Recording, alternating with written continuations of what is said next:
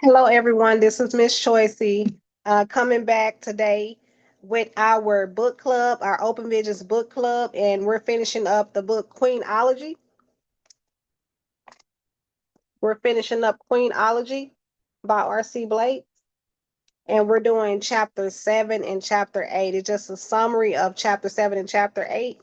So we're gonna go ahead and get started. So the the name of this chapter is Queens Only Hear Kings. It says, Queen consciousness, walk like a queen and kings will follow.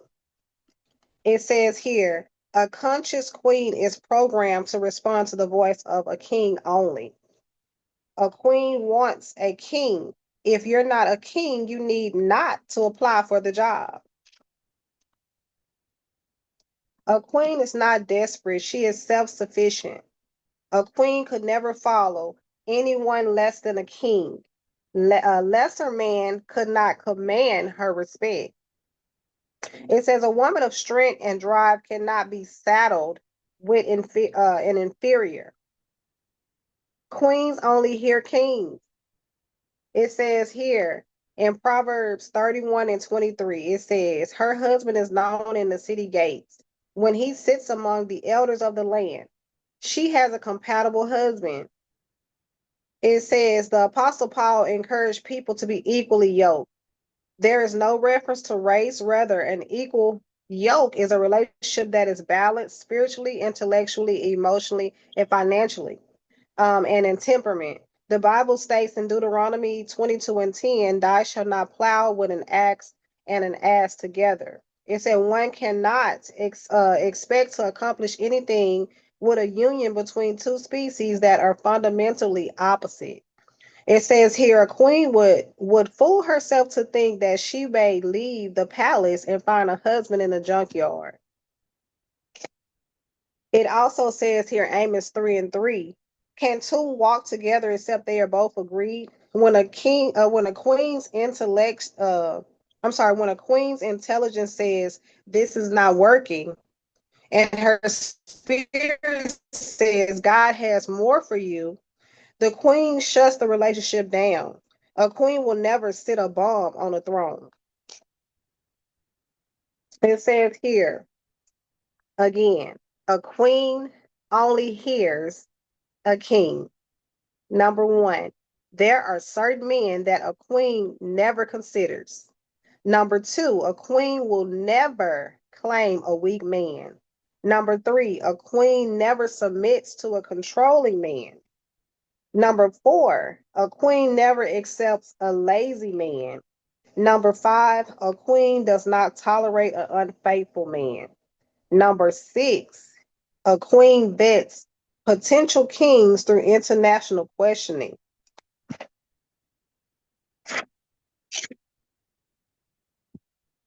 So it says here, let's go back. It says,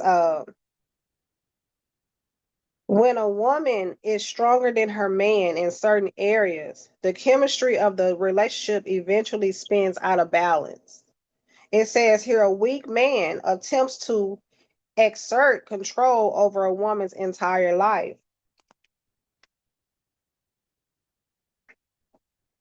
It says here, First Peter 3 and 7.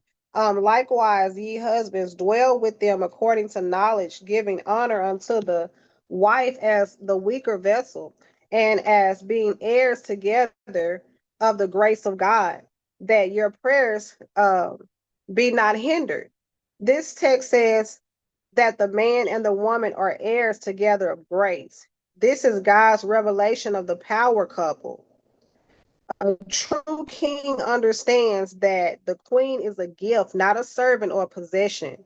No queen will ever submit to control because control is abuse and disrespect. It says here, a queen can submit to a true king, but will never uh, subjugate by a little tyrant. A queen never responds. Hold on, I'm sorry. A queen never supports a grown, able man. It says here in Second Thessalonians 3:10. Let me slow down. In Second Thessalonians 3:10, if any would not work, neither shall he eat. Sis, if he don't work, he don't eat. It says in the Bible. A queen never accepts a lazy man. Queens have their own man without sharing. We don't share men, queens. We don't. If the woman does not have a relentless system to prove a man, she will find herself entertaining multiple failed relationships. It says a queen tests kings through questioning because a queen can ask questions that only kings can answer. It says a queen's questions will reveal the motives, agendas, and character of a man. A queen's questions will reveal the motives, the agendas, and the character of a man. It says here the Bible encourages us to not be unequally yoked together, which means that we should not join ourselves to those who are fundamentally incompatible. It says, wherever knowledge will flow, it must be primed by the pump of inquisition. Queens should ask questions. Here's a few examples. The first one, it says, what matters most in your life? It says the queen should ask this question abruptly so that a contrived answer may not be fabricated. It says here to ask, what attracted you to me? It says, what is your vision? What is your spiritual foundation? A queen needs to hear references to her heart, her drive, her vision, her intellect. These are the aspects of life that are enduring and are the foundation of strong, lifelong connections. If a man is not attracted to the right parts of a woman, he is not her king. A man without a vision is a bore to a queen. A man without a vision has no need for a queen. A queen is a gift to a king because she gives life to his vision. A queen is a gift to a king who needs help to accomplish dominion. No queen will submit to a king who has not submitted to God. The last question here it says, what have you learned about me? This is what questions that queens should ask the men that are trying to become their king. And it says here the last quote for chapter 7, a man who does not have specific answers to a woman's preferences either does not love her enough to care or is not smart enough to learn. So that summarizes chapter 7. Now we're going to jump into the last chapter, which is chapter 8. And the topic of this chapter, it says, Queens keep a royal circle. So it starts off by saying, a queen's circle has to be vetted carefully. It says here, elevation never happens without detachment and isolation. A real queen does not entertain a random circle filled with unscrumptious characters. It says some relationships have an expiration date. When a queen is influenced daily by a common person, it will eventually dilute her regular standards, her regal standards. I'm sorry, let me read that over, y'all. It says when a queen is influenced daily by a common person, it will eventually dilute her regal standards. The word of God puts it like this in 1 Corinthians 15 and 33. Be not deceived. Evil communication corrupts good manners. The term communication speaks of more than conversation. It means an ongoing fellowship with a person. It says people must be periodically repositioned, placed, or sometimes removed. It is what it is. When it's time to make adjustments to your circle, you must make the best decision for you. It says here, when it is clearly time for people to go, you must move swiftly. It says sometime a queen is restricting the favor of God because she refuses to bury dead relationships. A queen, as a queen, you must sanitize your circle. One of the gravest mistakes is to take the wrong people into the most delicate spaces of your life. Remember, queens keep a royal circle. It says, one of the toughest actions a queen makes is to sanitize her circle of people who are firmly etched in her history, but serve no part in her destiny. The world will see you through the lens of your circle.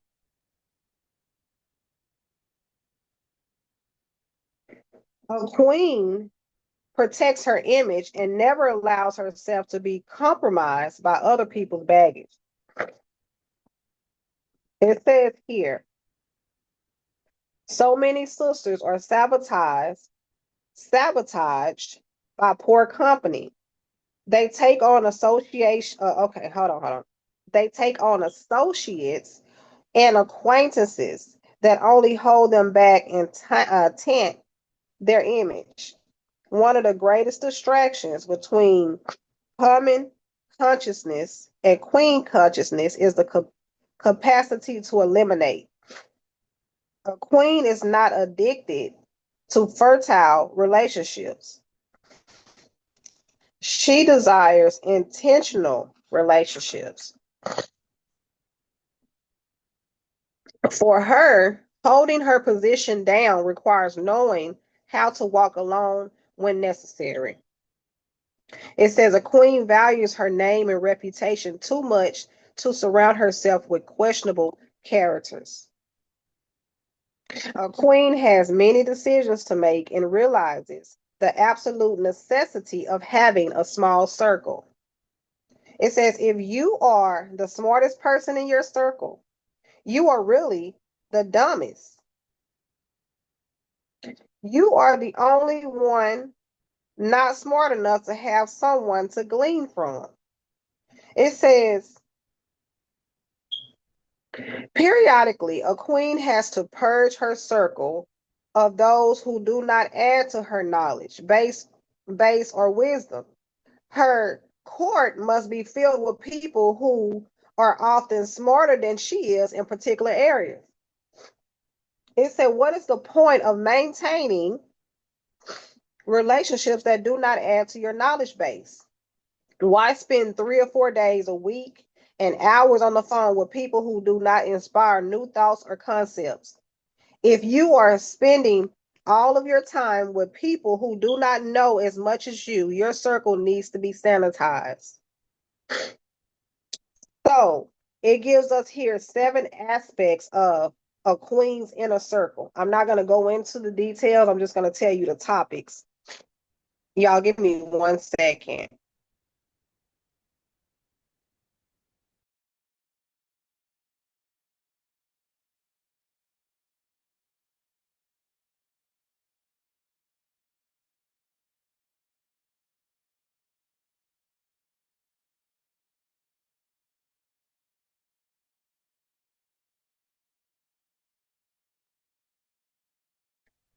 Okay, I'm back.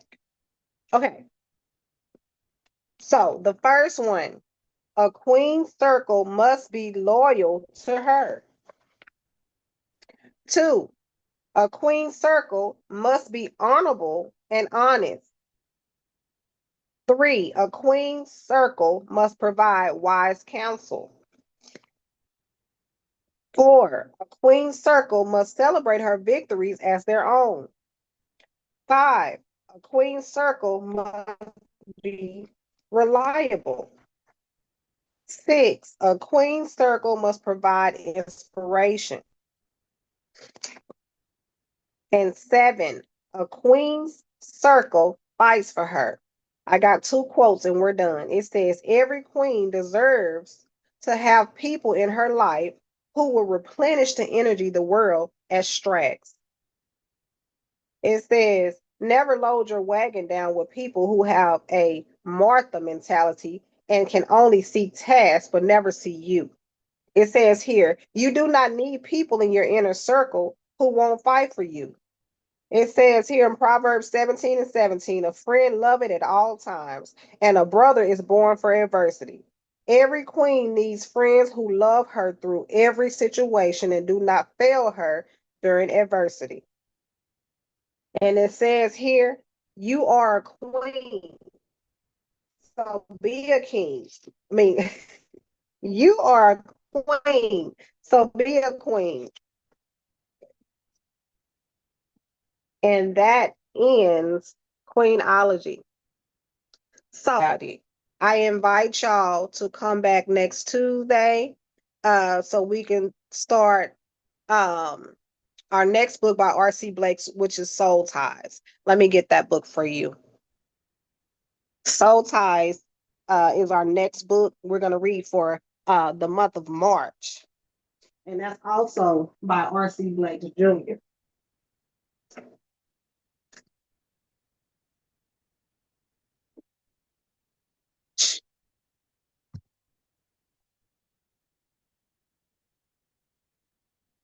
So this is Soul Ties, y'all. So if you plan on joining us, please go get this book. This is Soul Ties, and this is the author.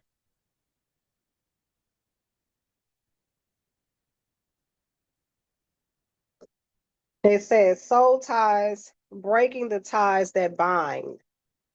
So we're going to start reading this one next Tuesday. This book has, let's see, it has 8 chapters, 113 pages. So next week we will read chapters 1 through 3. We will come back the following week and read 4 and 5. Then we'll do 6 and 7, and when we'll do 8, and it has a final word here. So we're going to read that final word. And also, at that time, hopefully, I can take live questions and answers because this book right here, The Soul Ties, is really good, really good. So, I have to go, but like I always say, don't let no one steal your joy because the world did not give it to you and the world cannot take it away. I ask that you please like, share, and subscribe. And also, if you have any feedback about the book club, please let me know. I know this is my first book club and I want to know all the feedback so we can get it and make it better. So please send us an email at info I live to encourage inc at yahoo.com, or you can send us an email at I live the number 2 encourage at gmail.com. I love y'all. Talk to y'all later.